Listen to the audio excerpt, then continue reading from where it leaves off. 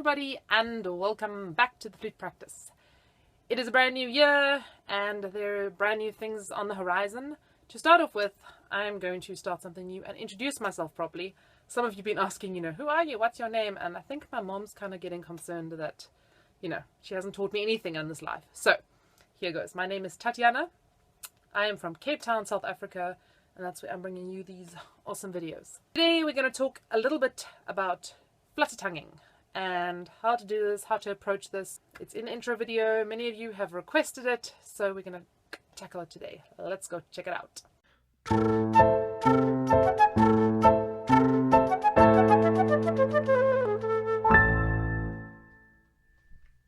Okay, so essentially there are two types of flutter tonguing. There is the flutter tonguing with the sort of front of the tongue, the rolling the R in the front of the tongue, and there is the flutter tonguing further at the back of the throat.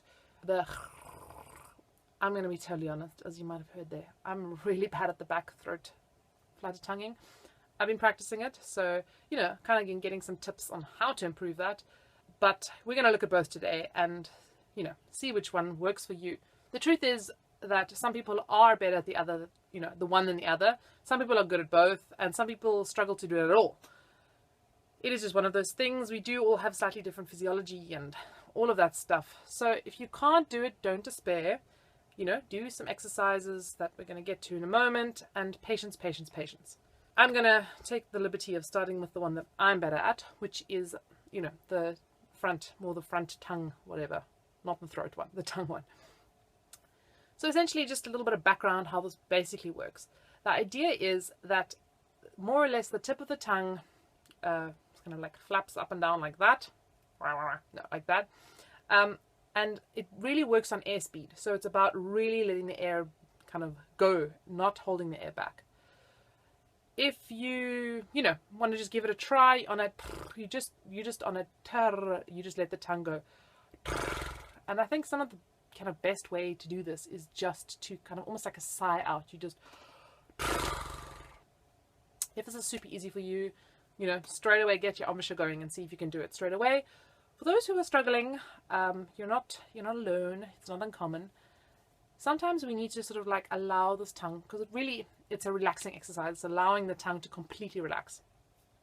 So the first thing that I like to practice, or I like allow my students to practice that struggle with this, is just on a. You can also try that, or any consonant in front of it. I find the quite natural. Per is quite, it's for, I don't know, for me it just feels a little less natural to say per, whereas if you say per, and once again that feeling of like almost like sighing out, just even if it just comes out as a for now, just keep that going and really thinking about relaxing the throat, relaxing the back of the tongue, just relaxing, allowing yourself to relax as much as possible. We worked a little bit in our one video with the biting down of the tongue and getting the double tonguing going, and that was really in order to relax the tongue, but also to just get that tip moving without the whole tongue. When we do this flutter tonguing, it's a similar kind of a thing, except that don't bite down. It's quite difficult and kind of holds the tongue too firmly in place. It's a little bit of more tongue actions. I'm sorry how this all sounds. A little bit more tongue action. So it's not about biting down, but what you'll feel, and it's a little bit higher, it's almost like the tongue kind of stabilizes just above the top kind of line of the teeth, almost sort of wanting to sort of cup up to the roof of the mouth. That's how it feels in my mouth anyway. And from there you just let the air kind of pass over the top of the tongue and just let it relax and go. Once again, this, it might take some time, and it might take a lot of hours of really just sitting in a car going. But I think with patience it can be learned. Alright, once you've got the front flutter tonguing going, what you want to do now is, once again, maybe you haven't quite got that going yet, but you just want to, on a G or a note, whatever,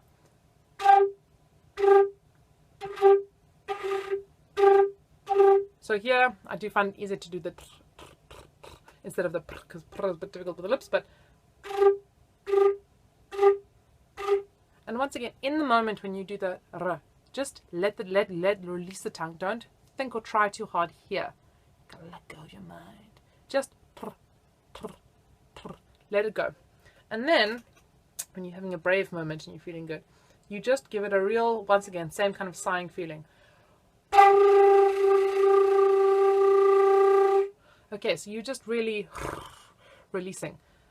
For those of you that are struggling to kind of form the embouchure and the tonguing and all of this at the same time, it is a little bit of like a kind of like a coordination exercise, a little bit like the singing and playing. So you're like, you've got to get your mouth in position and then almost just leave it there and get back to thinking about the flutter tongue. So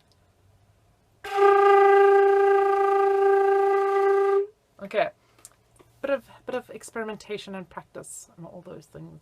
Give it a try and see how it goes. If any of you have any cool other suggestions, I'm going to be totally honest, because I learned this technique so kind of intuitively or naturally. I was one of the lucky buggers that just got to kind of like do it and like, oh, that's fine. So I'm not as experienced in figuring out for myself, how to work out the problem of not being able to do it. On the other hand, with the throat flutter tonguing, I struggle with this hugely. You're going to hear, I only started practicing this, a few days ago. I was like, okay, let me see if I can figure this out. So it's going to be a bit of a journey for me too. I will check in with you guys in, maybe a week or two or whatever, just to see how it's going and if I've learned anything new about this process. So a really cool tip that I saw, take ye old glass of water and, just a small sip of water. Okay, I'm first going to talk, then I'm going to sip the water. So we're going to take a sip of water and we're just going to gargle it in the back of the throat. Okay, here we go again.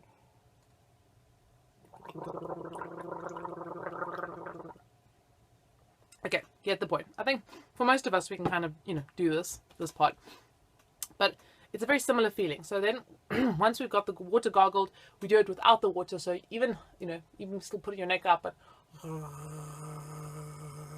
kind of getting that feeling going. Then what you want to do is, what I realized, I kind of got this the other day, I'm not sure if I'm going to get it on the spot, but you want that feeling at the back of the throat. You want it to move forward slightly, like it's not quite so far back, it's just a little bit more forward.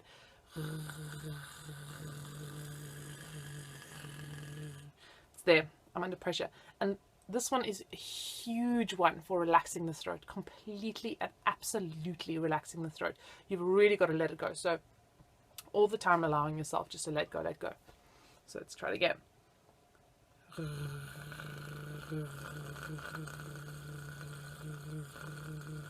It's coming very slowly.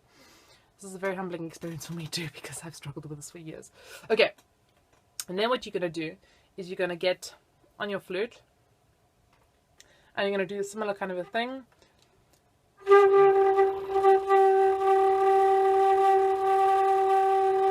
Okay, right now I feel like I'm like kind of like a trucker, like old diesel truck, like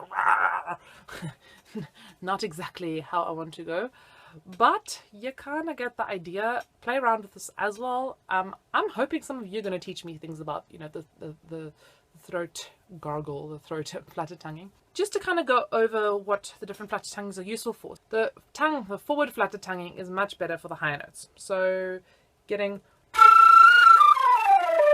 and this is because we are just getting a lot of air out, and we're not reliant on any kind of tension, being too relaxed in the throat. Whereas the lower flutter tonguing, the sort of throat flutter tonguing, much better for the low register, because with the front flutter tonguing, in the low register, because we're getting we have so much air, it's quite tricky. The back flutter tonguing is much better in the low register.